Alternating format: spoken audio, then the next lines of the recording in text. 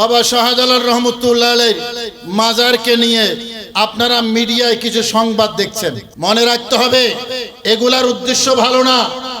শুধু বাংলাদেশ নয়, সারা পৃথিবীতে ইসলাম প্রচার করেছে হুসাইনি যারা তারা। বাংলাদেশে গত কিছুদিন থেকে এই যে বিভিন্ন হক্কানি ওলিদের মাজারে আক্রমণ হচ্ছে, খেয়াল করবেন। আমার কথা শুনতেছেন আপনারা? আমি জানতে চাই, ইমাম হুসাইনের ভক্ত যারা, হুসাইনি মুসলমান যারা, তারা কখনো মাজারে আক্রমণ করবে? আওয়াজ দিয়ে বলতে হবে, আক্রমণ করবে? তাইলে তারা কারা? যারা বাবা শাহপরানের মাজারে আক্রমণ করেছে তারা কারা? যারা ঢাকার কুতুব হযরতে শাহ আলী বাগদাদীর মাজারে আক্রমণ করেছে, আপনি তাদেরকে খুঁজলে পাবেন, ইনভেস্টিগেশন করলে পাবেন। তারা ভেতরে বাহিরে ও ইমাম হুসাইনের বিরুদ্ধে ইয়াজিদকে আমিরুল মুমিনিন মনে করে তারাই মাজার ভাঙে। যারা ইয়াজিদি তারাই আউলিয়া কিরামকে গালি দেয়, যারা ইয়াজিদি। কথা বলেন ঠিক কিনা? প্রশ্ন হলো, আমাদের দায়িত্ব কি? আমাদেরও দায়িত্ব আছে না নাই? এই সম্প্রতি গত কয়েকদিন থেকে বাবা শাহজালাল রহমতুল্লাহ আলাইহির মাজারকে নিয়ে আপনারা মিডিয়ায় কিছু সংবাদ দেখছেন না? কথা বলেন না বাজান? মিডিয়ায় কিছু সংবাদ দেখছেন, এগুলো কিন্তু উদ্দেশ্য ভালো না। মনে রাখতে হবে এগুলার উদ্দেশ্য ভালো না। শুধু বাংলাদেশ নয়, সারা পৃথিবীতে ইসলাম প্রচার করেছে হুসাইনি যারা তারা। সারা পৃথিবীতে ইসলাম প্রচার করেছে হুসাইনিরা। হযরতে ইমাম হুসাইন রাদিয়াল্লাহু তাআলা আনহুর মেয়ে হযরতে সুকাইনা রাদিয়াল্লাহু তাআলা আনহা, ওনার মাজার মিশরে আছে। মিশরের মানুষ যখন খুব ফ্রাস্ট্রেশনে ভুগে, খুব অ্যাংজাইটিতে পড়ে যায়, তখন মনের শান্তির জন্য যেই মাজারটা জিয়ারত করে, সেই মাজারটা হযরতে সুকাইনা রাদিয়াল্লাহু তাআলা আনহার মাজার।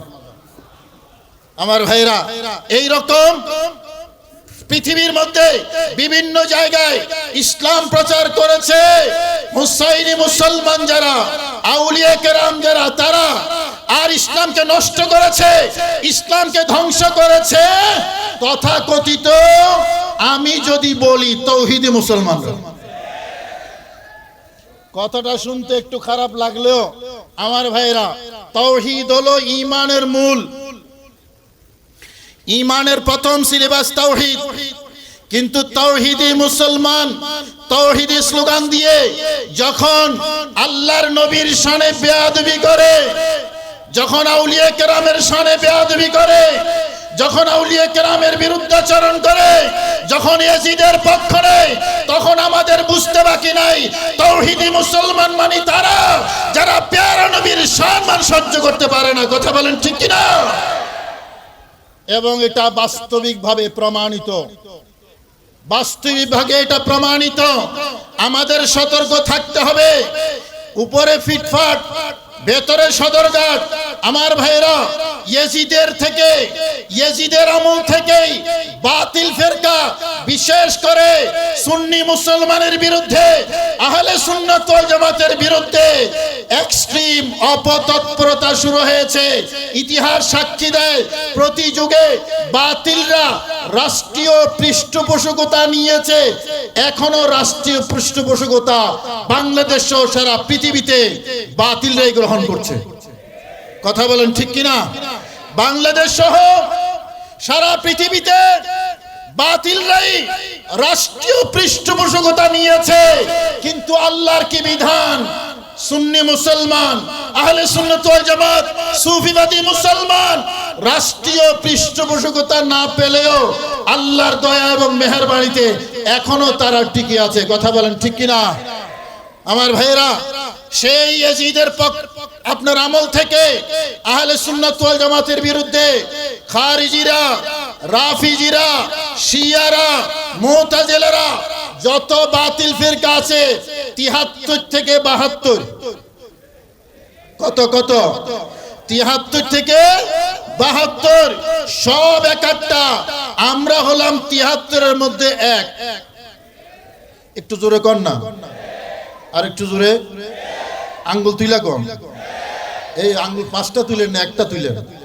61 হিজরিতে ইয়াজিদিয়ত এবং হুসাইনিয়ত এই দুইটার দ্বন্দ্ব হয়েছে। সেই দ্বন্দ্বে সেই যুগের যারা ইয়াজিদি ছিল, ইমাম হুসাইনকে শহীদ করে তারা আনন্দ উল্লাস করেছে এবং তারা বিজয় উদযাপন করেছে। ইবনে জিয়াদ বাহিনী তারা ইমাম হুসাইন রাদিয়াল্লাহু তাআলা আনহুকে শহীদ করে আল্লাহর শুকরিয়া আদায় করেছে। জোরে বলুন না নাউজুবিল্লাহ। শহীদ করেছে জান্নাতের সরদার ইমাম হুসাইনকে। ইবনে জিয়াদ আল্লাহর কাছে শুকরিয়া আদায় করেছে এবং দাবি করেছে তার ভাষায় আল্লাহ নাকি হককে উচ্চকিত করেছে। আরেকটু জোরে বলবেন না নাউজুবিল্লাহ। ইয়াজিদি তখনও ছিল, এখনো আছে। আল্লাহ পাক রব্বুল আলামিন তাদের আকল ছিনিয়ে নিয়েছে। তারা সাদাকে কালো দেখে, কালোকে সাদা দেখে, আলোকে অন্ধকার দেখে, অন্ধকারকে আলো দেখে, হেদায়েতকে গুমরাহি দেখে, গুমরাহিকে হেদায়েত মনে করে। কথা বলেন ঠিক কিনা? যেখানে জান্নাত, সেই জান্নাতের উপর কুঠারাঘাত করে তারা শুকরিয়া আদায় করেছে। সেই ইয়াজিদিরা এখনো আছে, নিজেদেরকে হক মনে করে। সেই ইয়াজিদিরা এখনো আছে, ইমাম হুসাইন এবং হুসাইনের বিরুদ্ধে তারা এখনো কুৎসা রটনা করে।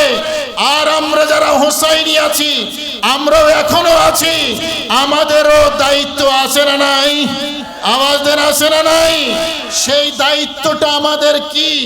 সেই দায়িত্বই আজকে আমাদের চিন্তা করার বিষয়, আলোচনার মূল মুখ্য বিষয় হওয়া দরকার। যে ইয়াজিদি তখনও ছিল, এখনো আছে।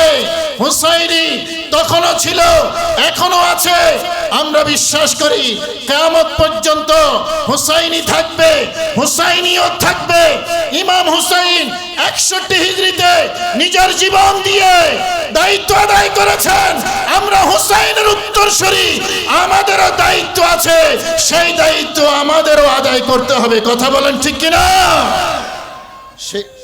সেই দায়িত্বটা কি?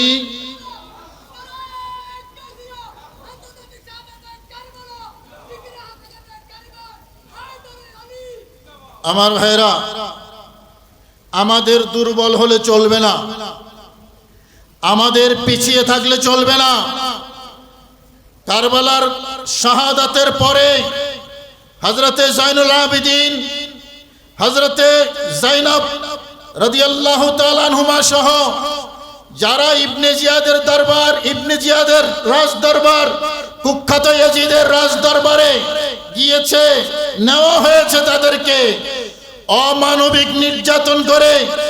নিজের আপনজন নিজের চোখের সামনে শহীদ হতে দেখেছে, নিজের আপনজন, এমনকি শিশুপুত্র, আপনার মাসুম বাচ্চাদেরকে চোখের সামনে জবাই হতে দেখেছে। এরপরেও কুখ্যাত ইয়াজিদ, পাপিষ্ঠ ইয়াজিদ, বেঈমান ইয়াজিদের রাজ দরবারে যখন গিয়েছে, হযরতে জাইনুল আবেদিন, হযরতে জাইনব সহ ওনারা কেউ দুর্বল হন নাই, বরং হকের আওয়াজ দিয়ে সেখানেই প্রতিবাদ করেছেন।